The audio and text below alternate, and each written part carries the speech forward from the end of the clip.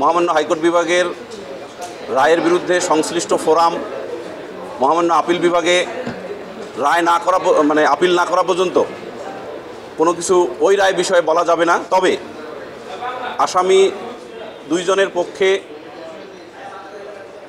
রায়ে এটুকু বলতে পারি যে আজকে প্রদত্ত রায়ে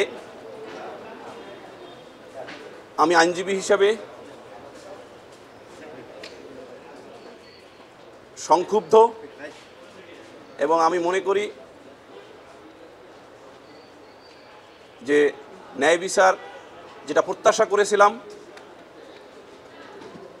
সেই প্রত্যাশা অনুযায়ী ন্যায় বিচার আমরা পাইনি। এবং একটি জিনিস পুরো রায় অপারেটিং পার্ট হলো সংশ্লিষ্ট ট্রায়াল ট্রাইব্যুনালের যে রায় দেওয়া হয়েছিল এই রায়টি অ্যাজ ইট ইজ বহাল রাখা হয়েছে।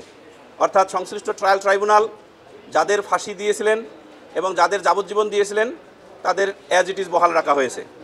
আমি যে দুইজন আসামির পক্ষে যুক্তি দিয়েছিলাম তার মধ্যে প্রধান মোর্শেদ অমর্ত্য ইসলামের ক্ষেত্রে যুক্তি ছিল যে সে এজাহারে নাম ছিল না, তার বিরুদ্ধে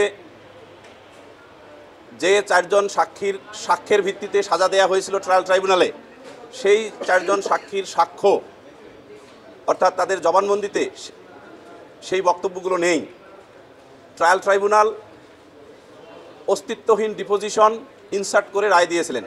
এই জন্য আমরা এবং 342-এ তার বিরুদ্ধে একটিও ইনক্রিমিনেটিং এভিডেন্স নাই। এই কারণে আমি মনে করছি যে ন্যায় বিচার বঞ্চিত হয়েছি।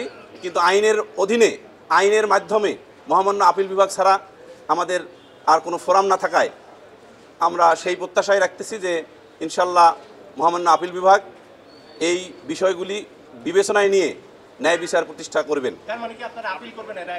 আমরা আপিল করব, রাইট। আমরা মহামান্য হাইকোর্ট বিভাগের রায়ের সার্টিফাইড কপি হাতে পাওয়ার পরপরই মহামান্য আপিল বিভাগে আপিল করিব।